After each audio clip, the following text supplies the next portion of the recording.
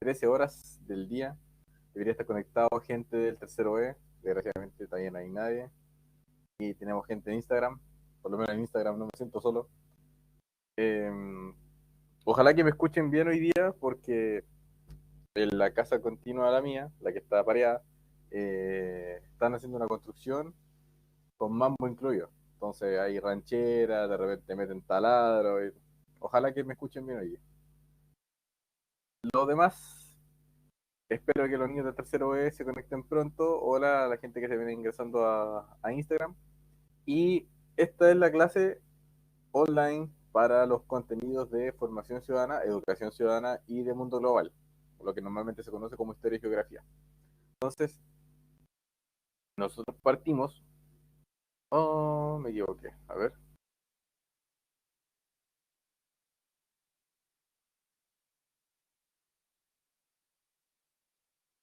Ahora sí.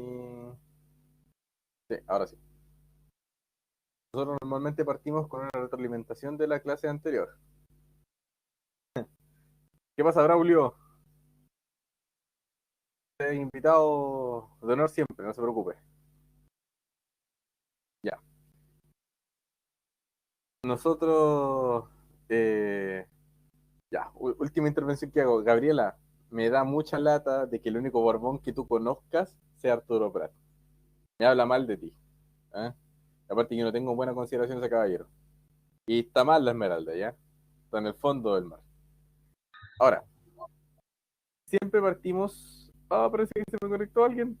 Ah, profesora, ¿cómo está? Hola. Nosotros siempre partimos la clase con una retroalimentación de la clase anterior, ¿ya? En Mundo Global, en Historia, nosotros vimos anteriormente el impacto de los procesos migratorios. Esto desgraciadamente no va a estar disponible para ustedes, es solamente para los que se conecten en vivo. Y el tema de la clase anterior tenía que ver con cómo impactan las sociedades migrantes que vienen llegando a un nuevo territorio. Entonces, trataba de tratar de entender los conceptos de multiculturalidad y de interculturalidad, de los que en la clase anterior la señorita Gabriela nos apoyó bien en ese aspecto. Bueno, ella también con conocimiento de causa, obviamente. Ahora, de eso se trataba, venía el videíto, después venía la lectura, ustedes tenían que entrelazar conocimiento y después nos metíamos a la actividad. La actividad eran 4 preguntitas, bien simples, y ahí después nosotros le entregamos las posibles respuestas. Esa respuesta es válida, ¿ok? La idea es que no la copie y la pegue, o que se acuerde y después la transcriba a la actividad de la plataforma. La idea es que usted desarrolle las ideas, ¿ok? La primera pregunta hablaba de qué manera contribuye la migración a la inclusión y el pluralismo en la sociedad. El aporte cultural, po. El aporte cultural es obvio. Entonces, un caso histórico, por ejemplo, es las personas que emigraron desde Alemania al sur de Chile. Entonces nosotros vemos que la infraestructura del sur de Chile es totalmente distinta a la de las demás regiones. ¿Eso por qué? Porque hubo una mezcla cultural, hubo un aporte cultural. Las casas clásicas alemanas de Valdivia no son las clásicas casas alemanas en Alemania, pero son las casas clásicas de los alemanes viviendo en Valdivia. Entonces ahí hay un modelo cultural, hay un aporte cultural.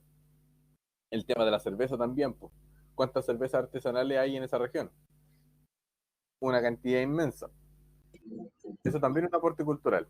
Entonces la idea es que vayan desarrollando esa idea. Hay cosas que son más contemporáneas, pero ahí ustedes tienen que empezar a identificarla.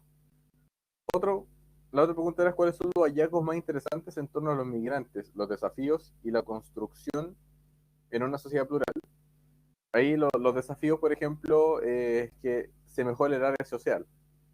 Con mejoras del área social nos referimos a transporte, a educación, a salud y justicia, el sistema judicial. Es un tema amplio, ¿ya?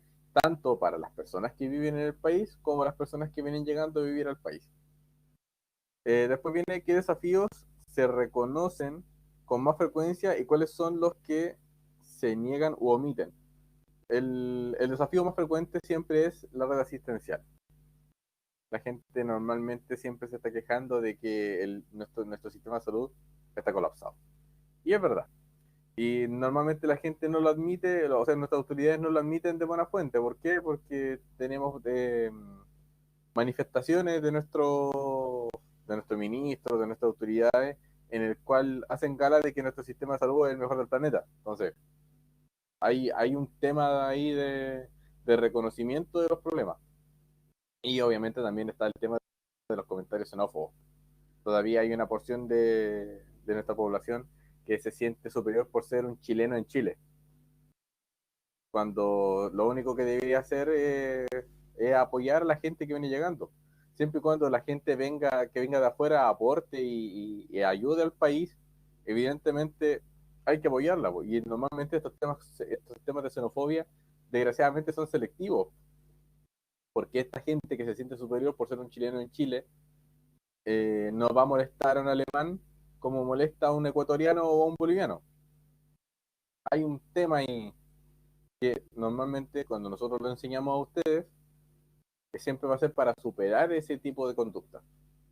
Nunca van a ser eh, defendidas por los profesores este tipo de conducta. Y la última pregunta, que ahí la dejé en 3 puntitos, porque es obvia, dice, ¿qué sociedad se espera construir y cuál es el lugar que ocupan los migrantes? ¿En algún momento alguien ha hablado de construir una sociedad peor? Evidentemente que no. Claro, el ministro de Salud también que espera que el virus sea buena persona. Uno de los migrantes que no queremos en Chile, el coronavirus. Pero ustedes tienen que obviamente responder que se espera construir una sociedad mejor, más inclusiva y que los migrantes ocupen un lugar importante. ¿Por qué? Porque aportan culturalmente, porque tienen un plus que de repente la sociedad chilena no lo tenía. Entonces ahí ustedes tienen que empezar a desarrollar esa idea. En qué se basa esta famosa sociedad mejor y cuál es el lugar que ocupan los migrantes. Entonces, solucionado lo anterior, para que ustedes vayan entendiendo, porque no muchos han avanzado, pero para que empiecen a avanzar en esta segunda actividad, esas son más o menos las directrices que ustedes tienen que seguir. En lo que corresponde a la clase de ahora, en Mundo Global, pasamos a la unidad 2. Vamos a la clase 1 de la unidad 2. Y en la clase 1 de la unidad 2, nosotros vamos a empezar con economía global. Vamos a ver un videíto, obviamente, vamos a repasar unos conceptos que usted debería conocer ya desde primero medio, y después viene una lectura y una actividad. Si nos vamos al recurso, estamos en historia, pum, pum, pum, pum, llegamos hasta el final, llegamos hasta el final, llegamos hasta el final.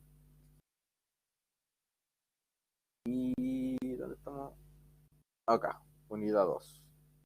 El objetivo es: caracterizan la economía global aplicando conceptos de la economía como escasez, oferta, demanda, precio, balanza comercial, entre otros. Entonces, viene un pequeño video en el que usted reflexiona y activa sus conocimientos. Este videito es de un caballero que tiene un canal de YouTube que se llama Un Profesor. Así se llama el canal, Un Profesor.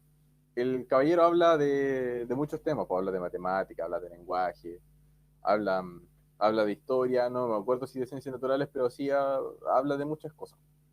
Tiene videos cortitos que a usted le sirve para tener eh, una idea acotada para que hable un idioma en común. Entonces ahí el caballero explica los pilares en los que se basa esta idea de economía global.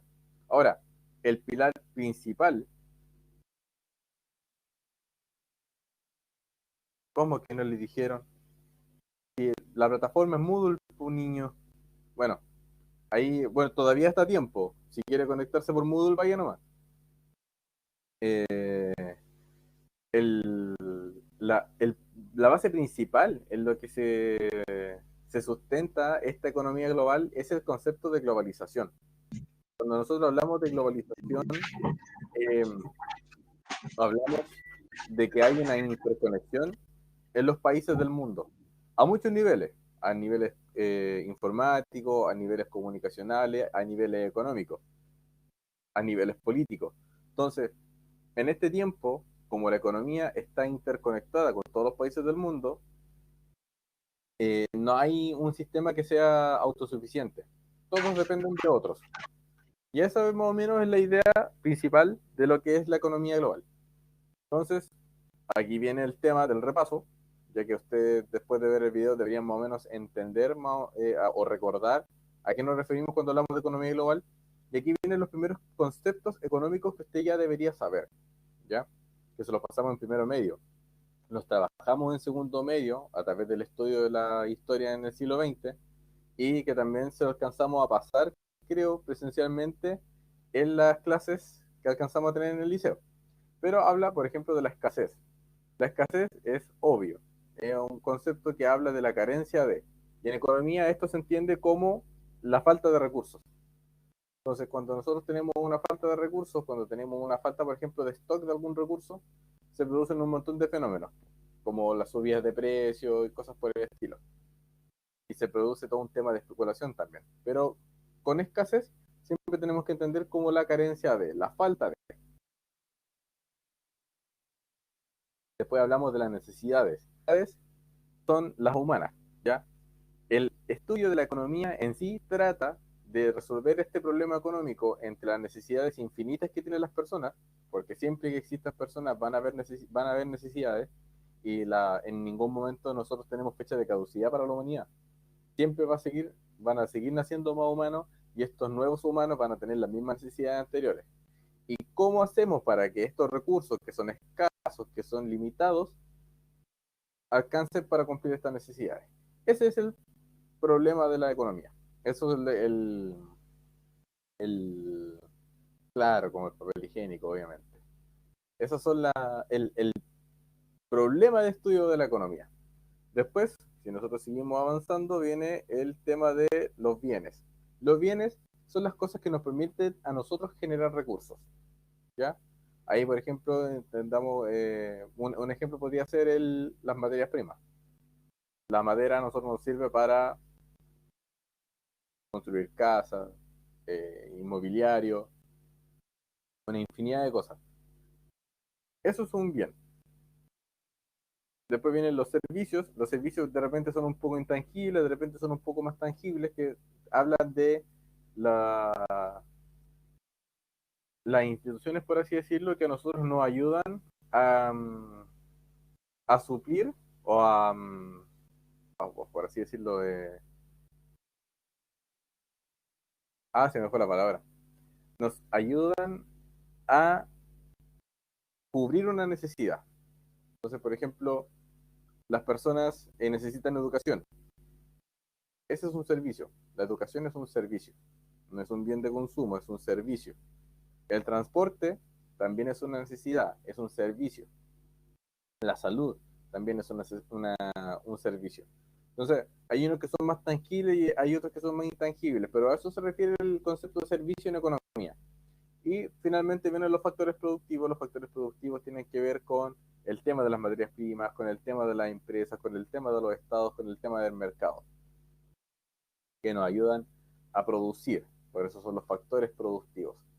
Y al final viene esta infografía, que nosotros también se las pasamos en primero medio, está en el librito, y se muestra cómo todos estos conceptos se entrelazan entre sí.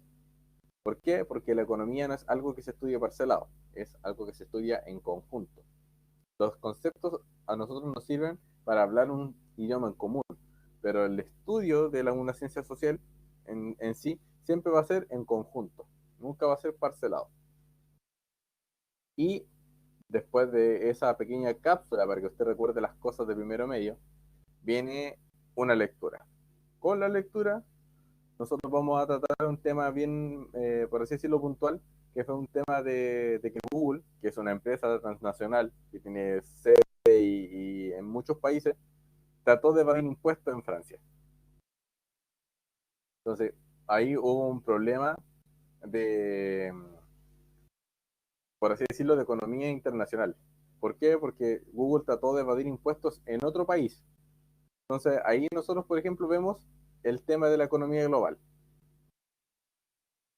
Las cosas que pasan en un país repercuten en otro. Y ahí nosotros tenemos un pequeño ejemplo de cómo podría moverse la economía global. Si bien la economía global tiene que ver con mucho más que una empresa va de impuestos, ese es un ejemplo. Y aquí nosotros vamos a la tarea entonces. Una lectura cortita de algo que pasó en 2012 aproximadamente, y vamos a la tarea. La tarea son 4 preguntas, muy fácil para usted. Podemos previsualizar el intento, o el cuestionario, quiero decir, porque ese intento parece que es mío. Jeje. Y aquí está la primera pregunta. Dice, según el artículo, ¿crees que la práctica actual de Google sigue la filosofía de buena conducta en los negocios? ¿Por qué? Si a alguien le parece que evadir impuestos está bien, debería contestar sí y explicar el por qué.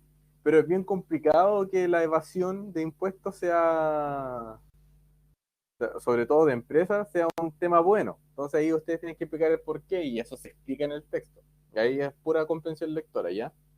Después dice, aprovechar vacíos legales no significa dejar de cumplir la ley, pero responde a una ética en los negocios y ahí está el tema. Porque Google, si evadió impuestos, es porque pudo hacerlo, ¿ya? Es una práctica que de repente incluso se puede dar bajo el marco de la legalidad, pero corresponde, y ahí usted tiene que justificar su respuesta, ¿ya? Y después usted baja y vamos a la siguiente pregunta. Hay 2 preguntas más que tienen que ver con los temas generales, por así decirlo. Según lo visto en el video y lo que podéis recordar con lo expuesto en el recurso, usted responde. Tiene que definir brevemente lo que es la economía global. Ahí usted tiene que tratar el tema de la interconexión en los países, producto de la globalización, etcétera, ¿ya? Y después, ¿qué ha causado el hecho de que el capital se concentre y se forme en grandes empresas? Ahí usted ya tiene que hablar de la importancia del modelo económico en este tiempo, porque nuestro modelo económico es el neoliberal, prácticamente en todo el mundo. Entonces, eso le dio el poder a las empresas. Por eso nosotros tenemos transnacionales tan poderosas, de repente incluso más prósperas y poderosas que los estados nacionales de, no sé, pues, de África o de Sudamérica. Ay, niño, ¿por qué me hacen preguntas así en Instagram? Es que yo me tomo el tiempo de leerla. Ya, pero ya. Entonces, ahí ustedes tienen que explicar qué ha desarrollado o qué se ha causado por esa tendencia. Que al final el capital, la plata, los recursos en sí se concentren y se formen en las grandes empresas. Ahí vamos a ver, hay varias visiones, o por lo menos podemos definir dos.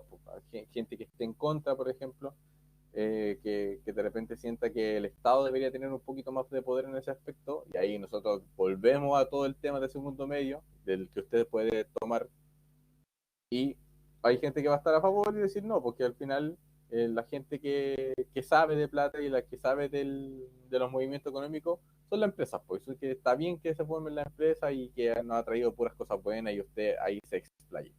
Porque siempre la idea es que usted desarrolle las ideas, está en tercero medio, ¿ya? Y eso es lo que respecta a mundo global, historia y geografía. Ahora nosotros iríamos a formación ciudadana, educación ciudadana, perdón, soy gran antiguo. Nos vamos a la página principal y vamos al tercero E. Me equivoqué. Era en educación ciudadana.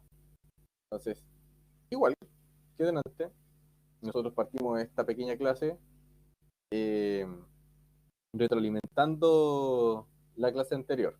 La clase anterior tenía que ver con las libertades fundamentales de las personas, ¿ya? O más ampliamente hablando, con el reconocimiento del Estado de Derecho. Son cosas que nosotros hemos visto y también vimos en segundo medio, que fue un tema que a mucha gente le quedó bien claro porque justo vino el tema del famoso estallido social. Entonces ahí en la noticia hablaron de lo que es la protección del Estado de Derecho, que había gente a favor, que había gente en contra, y se armó mucho revuelo respecto al tema y hablaban a cada rato en las noticias. Entonces, fue como justo que nosotros le hablamos del tema y pasó lo que pasó en Chile y todo el bombardeo de noticias. Entonces, a eso se refiere el tema de las libertades fundamentales, la protección de la idea del Estado de Derecho. Y vieron el video que salía Peter Griffin explicando cómo funciona el sistema, después venía el mapa conceptual en el que se definía, en el que se diferenciaba cómo nació el famoso Estado de Derecho y cómo lo vivimos ahora, y después venía un pequeño texto en el que se hablaban cosas conceptuales bien puntuales. La tarea entonces eran esas 4 preguntas que nosotros vemos ahí, y aquí está la posible respuesta. Repito, la posible respuesta está bien, ¿ya? Pero la idea es que usted desarrolle la respuesta, desarrolle la idea, ¿ya? No ponga ese concepto chiquitito que nosotros le ponemos ahí, este es una directriz, no es nada más que eso. La primera pregunta entonces era, ¿cuáles son las principales diferencias entre el Estado de Derecho liberal y el Estado social de derecho? El Estado de Derecho liberal es cuando nació en el siglo XIX y el Estado social de derecho, que supuestamente es lo que ocurre ahora, siglo XXI.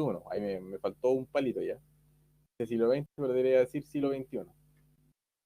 Entonces, en una primera instancia hay una separación económica. El Estado es una cosa, la economía es otra totalmente distinta. Pero con el tiempo se empezaron a fundir los dos. Hubo una inclusión. Entonces, el Estado se metía en economía. En unos casos se metía mucho en economía, en otros casos se metía casi nada en economía. Pero hay una fusión de los poderes, por así decirlo, de los procesos. Otra diferencia es que en una primera instancia había poca actividad social. ¿Por qué? Porque de lo único que se encargaba este famoso Estado liberal era de que la gente tuviese el derecho a votar. Entonces, la elección de esta autoridad tampoco te beneficiaba tanto a las personas del Estado. Pero en este tiempo hay una mayor función social. ¿Por qué? Porque el Estado entrega servicios de salud, sí. Entrega servicios de educación, sí. Que en algunos casos sea de mayor calidad que en otros, también. Pero hay una mayor actividad social que en el siglo XIX, estamos claros. En el 1800 las cosas eran demasiado distintas como fueron en el 1900 y mucho más ahora. Siempre se ha avanzado en ese aspecto. Desgraciadamente lento, pero se ha avanzado en ese aspecto. La segunda pregunta dice, ¿por qué pese a estas diferencias se mantiene el respeto a las libertades individuales? ¿En qué consisten estas libertades? Y la respuesta es obvia, porque el Estado somos nosotros. Por eso se tiene que mantener el respeto a las libertades individuales.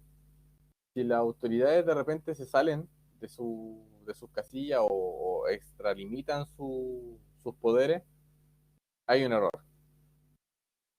Entonces, el respeto a las libertades personales trata de que siempre se tiene que respetar a la gente del Estado, ¿ya?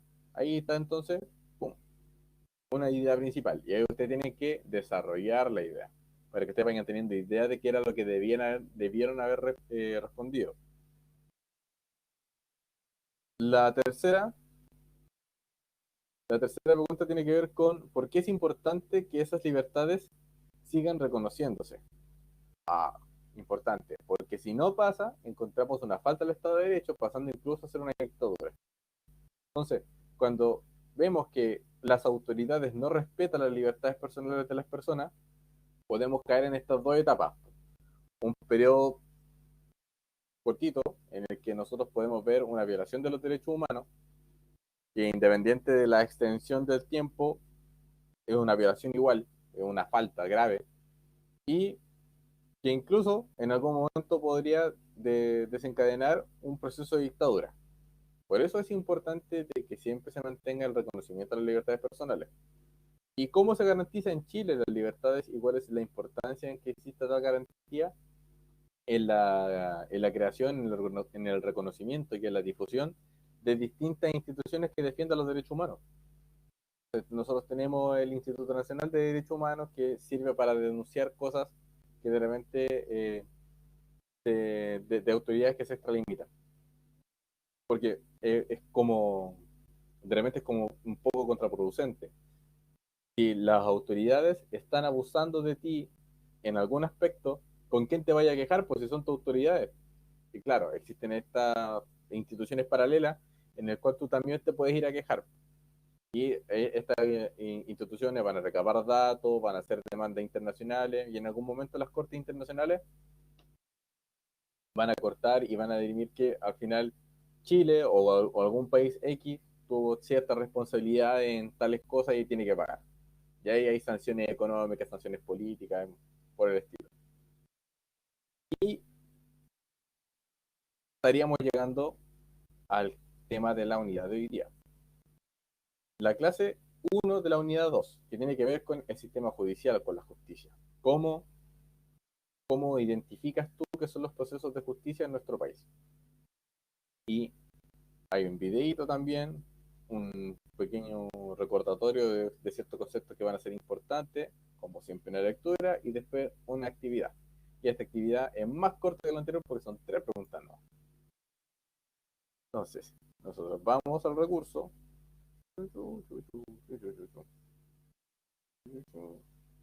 Sí, pero ya terminamos, po. Terminamos de ver la retroalimentación de la clase anterior. ¡Ay, qué bonito! Permiso, voy a hacer un reconocimiento a las personas que se conectaron, porque delante hice clase y no se conectó nadie y ahora tengo otras personas. Ese es mi récord. Es el récord que tiene historia hasta ahora. Ustedes son la mayor cantidad de personas que haya tenido conectada en este momento. Así que reconocimientos para todos. No les voy a poner ninguna anotación positiva cuando volvamos porque no se lo merecen. Tienen que estar aquí. Es su obligación. Y en esta segunda clase, ay, ya llegué. El objetivo es establecen relaciones entre los casos de interés público y la estructura, el funcionamiento y los mecanismos institucionales de justicia del sistema judicial chileno. Ahí la idea es que, por ejemplo, ustedes eh, saquen a flote sus conocimientos que han visto en las noticias, que ven a menudo, porque tal cual como nosotros les dijimos, en lo poco y nada que estuvimos de clases presenciales, los contenidos de Mundo Global y de Formación Ciudadana para este año son contemporáneos, son de ahora. Lo estamos viendo in situ. Entonces, no es lo mismo, por ejemplo, que cuando nosotros le hablamos de la Primera y de la Segunda Guerra Mundial, que fueron cosas que pasaron hace 60 años. Que repercuten ahora, sí, pero pasaron hace 60 años. Pero esto no, esto es de ahora, esto es del momento, ¿ya? Nosotros lo estamos viviendo en este momento. Entonces, la idea es que hagan gala del conocimiento que ustedes tienen de las cosas que han visto en las noticias, de las que han conversado con sus papás, con su mamá o con alguna otra persona. Porque esto, tal cual como lo estoy diciendo, es de ahora, ¿ya? Entonces, aquí les dejamos un pequeño videíto en el cual nosotros les explicamos de cómo debería funcionar el sistema judicial sin, sin hacer restricciones a ninguna persona, independiente de su color de piel, independiente de su religión, independiente de su tipo cultural o étnico. No debería haber restricciones. Y ahí aquí se explica más o menos la idea principal en un videito bien simple.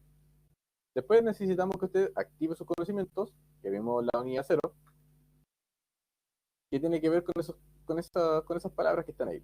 Tribunales, Corte Suprema, tratados internacionales y cortes internacionales. Va de menor a mayor, por así decirlo. Nuestros tribunales son los distintos juzgados.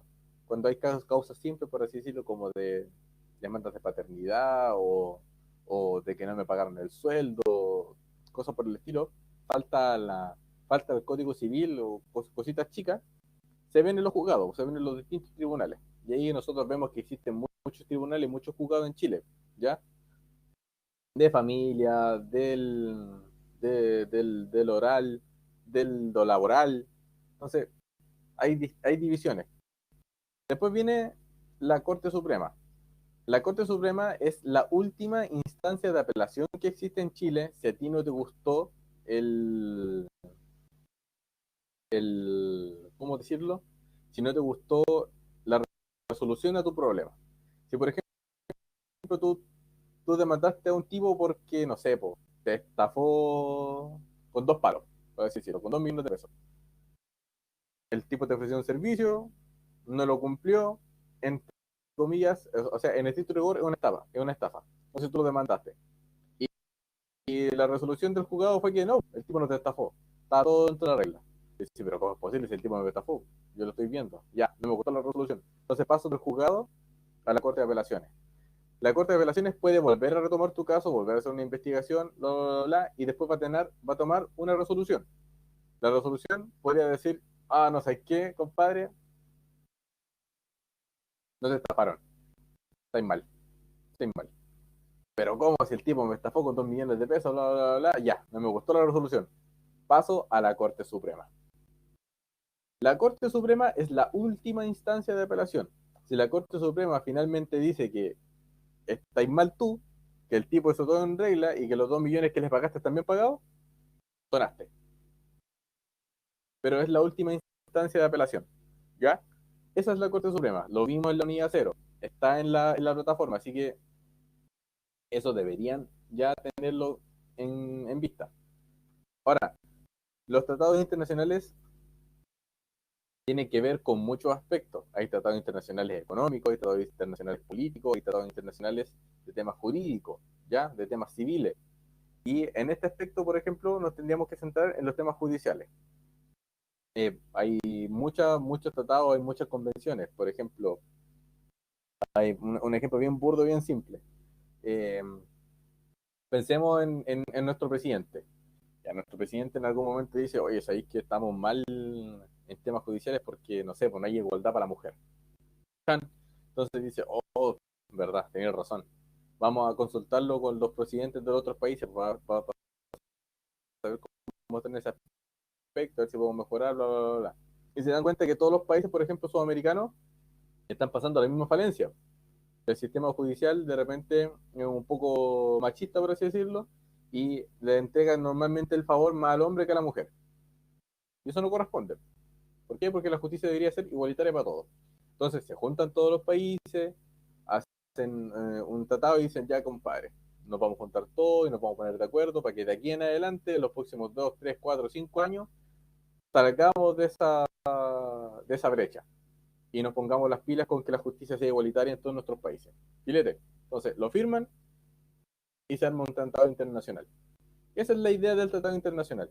Es el reconocimiento de que se necesita una mejora en algún aspecto.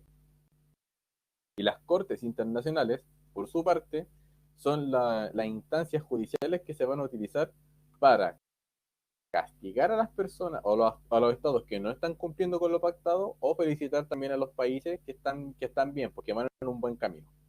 Esos son los conceptos que nosotros tenemos que tener bien en cuenta, bien en claro en este momento.